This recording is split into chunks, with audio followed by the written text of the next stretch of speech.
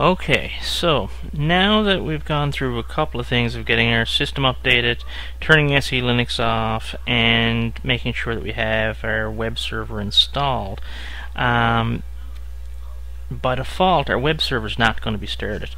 We're going to go through the process of seeing how we start and stop our web server and how to have it automatically start and stop for us. So a couple of things we can do to check to see if our web server is running.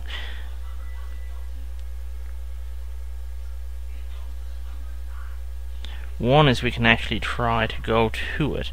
Of course, our web server right now is not started, so we don't really know it for sure. So what we'll do is we'll just close that up for now, and we're going to go see what's going on. So I can go to my Services tab from my System menu. Again, we'll start with the System menu version of looking at this, then we'll go and look at how to do it from the command line. Now, our system services setup here is very similar to the way things are set up in Windows server environment.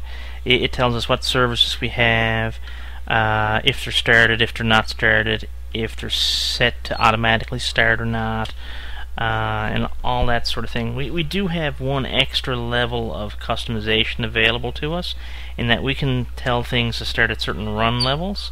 A little beyond the scope of what we're talking about right now, but it just means that if you're in a single user mode or if you're in an X Windows mode, you may or may not want certain things turned on, and that lets you do that. So that's what this customized thing will do. An example of something that's customized is right here.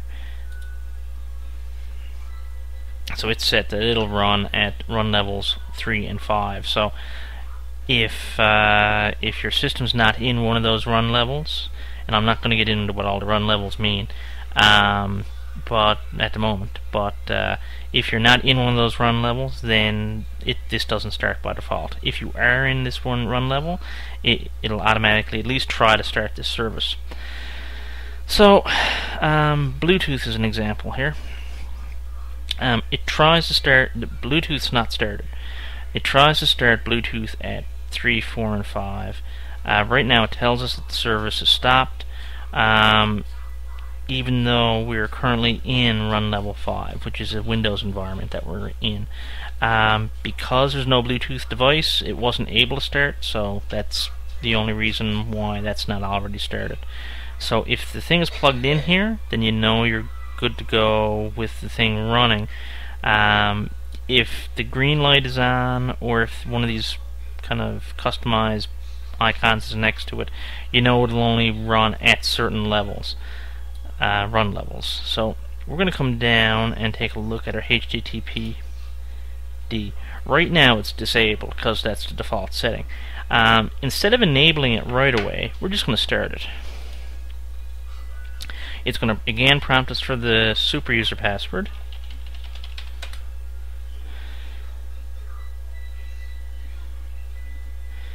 And now, even though the process is not enabled, technically it says it's disabled. It's kind of labeled a bit strange in my mind there. It is started. So if I was to come back and just try to go to my web page, you'll see now I get a Fedora test page for that same URL. If I come back here now and I stop this service, now it tells me that it's stopped, and I try to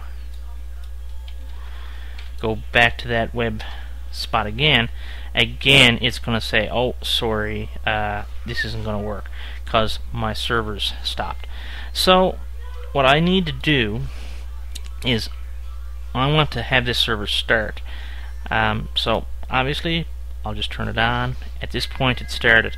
If I want to set it to auto start, all I have to do is click here, and once this green light comes on, I know that the every time the machine boots up, this service is going to start as part of the boot up procedure, and anytime my machine reboots, the web server will be started, and quite happy. And as you can see, when I refresh my page over here, I do indeed get my Fedora test page. Okay, well, at this point we're going to stop this particular clip. We're going to go in and just test to make sure this is the proper web page that we're getting by playing around with it a bit in our next video. So I'll see you soon again.